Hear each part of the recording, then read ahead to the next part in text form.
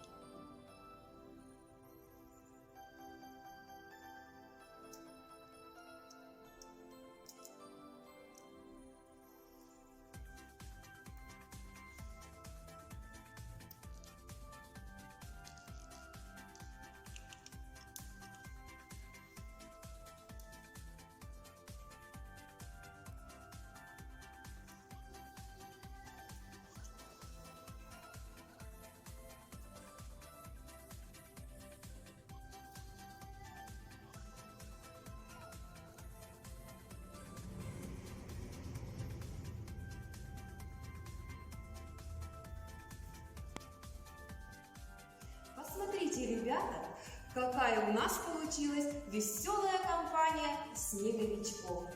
Спасибо вам за внимание. До новых встреч!